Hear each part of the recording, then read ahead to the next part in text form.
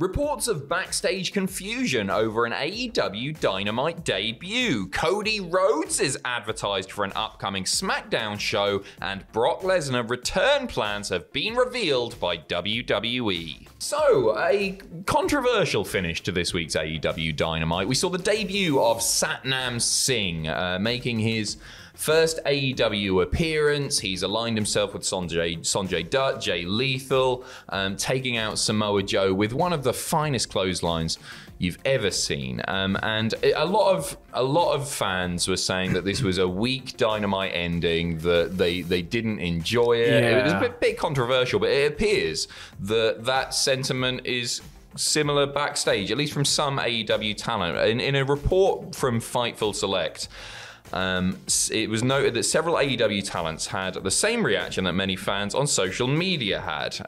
They specifically commented that at least one AEW source felt like doing the lights off, lights on thing doesn't work with a new debut. It should be reserved for a returning star or somebody who is familiar to the fans. I kind of get that because, you know, the lights on, lights off moment does give you that just split second of confusion before you realize who the person is. That tends to be how the trope is used most, right? But yeah.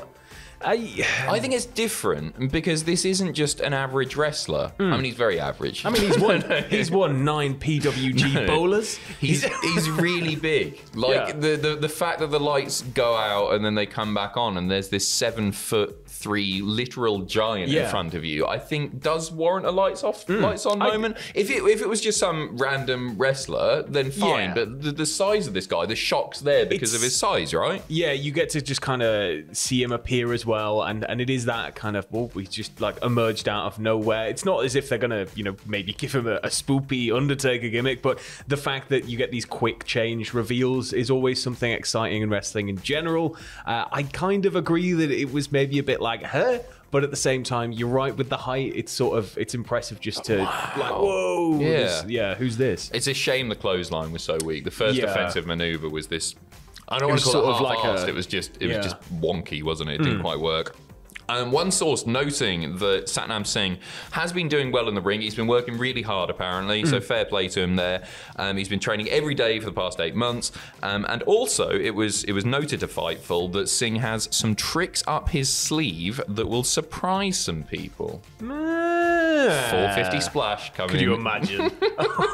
Well, Big Show used to do the moonsault. It makes me think that it was that. Did you know that there is no existing video footage of him doing that? Apparently, he whapped it out at some house shows. I only found this out recently because I just thought it was something that he would do from time to time. And as me and Tom were talking about it on the Nitro thing, I think I went back and tried to look for it. Couldn't find it, but I know that it exists. It's out there maybe somewhere, but he definitely did it. But there's, impressive though. So it's hopefully, fingers crossed. Satnam Singh is gonna do it very, very soon. That's an exclusive here. Maybe you can get on the top rope with one step. It'd be up there. No, I want to see. That's not being done. That's so good. It's really impressive.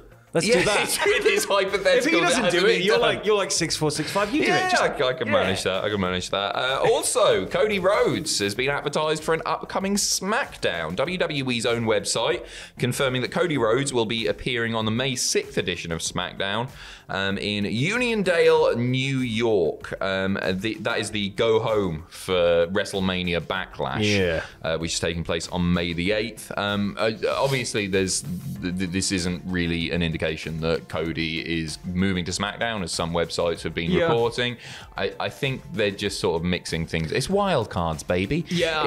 This is it, right? Cody's a huge name. Get him across as much TV as possible before finding him that perma home, I guess. I think that's it. Like, obviously the brand split still very much exists, but we've seen more recently, especially with Roman Reigns, like popping up on either brand just to boost the rating, sell some more tickets. It makes sense, and fans probably want to see Cody. And they're doing the dark matches with cross-brand stuff as well after the the main event. I remember we reported on that quite recently, but it's just a way to attract more people, but they're getting kind of cross-brand warfare after the show. It makes sense. It makes sense. So Cody Rhodes to SmackDown confirmed. Speaking of big names, they don't come much bigger than Brock Lesnar. And WWE announced yesterday that tickets for SummerSlam are going on sale on April the 22nd.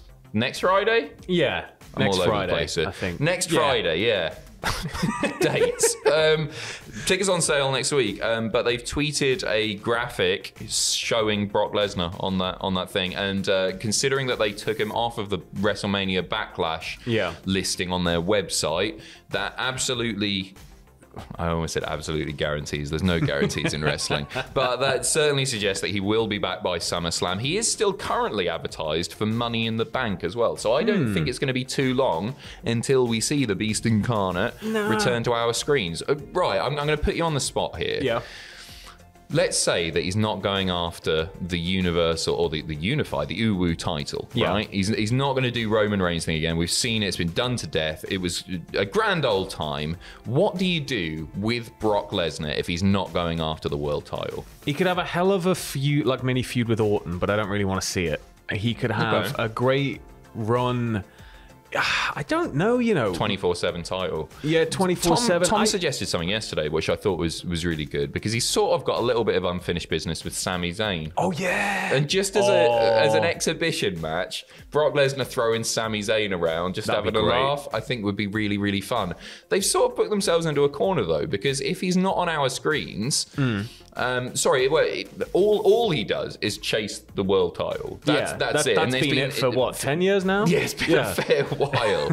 So until Roman Reigns drops that belt, and according to a report, in fact, from WrestlingNews.co that I saw today, there are no plans. They really do want to set Roman Reigns up. I think it's needed. A long reign is going to help restore a bit of prestige to the belt, right? It's a tough one, isn't it? Because fans are so different now. In that, we're not living in the times of Bruno Sammartino, of Bob Backlund, of it's Pedro instant Morales. gratification culture. Yeah, with the MTV generation, the with 90s didn't morons. help. Yeah, it was us. It was like title changing hands on TV twice a week. Like, if something's not a TikTok, I don't want to watch it anymore. I'm a huge fan of that platform.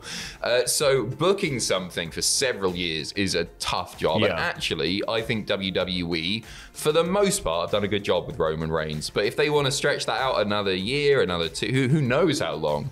That's a toughie. The only thing that I would really love to see Brock do, and we can't really do it simply because of time and because it looks like there's going to be different plans for who the opponent would be, but Braun Breaker. Like, could you imagine if Lesnar just showed up in Florida? Like, that would be the most unexpected. Like, even if it was just a one-off exhibition, I would like to see Lesnar in that space, because it would be the last person you'd expect to see there, and it'd be must-see TV. Oh, I really, and he's really still getting like paid that. by the company, right? So as long as it's a good match, then he's grand. I think they might go to that when Braun is called up, which is apparently going to be sooner rather than later. Yeah. I really like that. That's a match I loved. I hadn't even considered it either. And I'm just surprised that we're back in Nashville for SummerSlam, and they're not calling it Smackville this time. Do you remember that? Right, we are finishing off with some news regarding Lince Dorado, who has pulled out of an upcoming indie show. So he was going to be wrestling for the Crash Lucha Libre, right? Yeah. But because of the card and certain wrestlers who are booked on that, he took to Twitter yesterday and pulled out of the event, saying, "I've asked the Crash Lucha Libre to remove me from the show or change my match for their May event. Nothing else needs to be said. It's my decision, as I'm not influenced by anybody. They are working on it." So he's pulled out of that match. They might restructure it, as I say. The match in question, by the way, it was going to be Lince teaming with Destiny to take on Marty Scurll and Travis Banks. So obviously two wrestlers who were mentioned in the Speaking Out movement quite extensively. And fair play to Lince. Yeah. It's he was straight on it on social media, and he was straight at the company. So there you go. So he might be on the show still. They might change his match. You would expect them to, because he's one of the bigger names on the card. But he has pulled out of that match. So fair play to Lince. That's it from us. We will be back in a few hours with some more wrestling news. I've got a migraine. I'm going to go and lay down. Looking at the light isn't helping. Yeah, I can't imagine. Thank you very much for watching. All the best.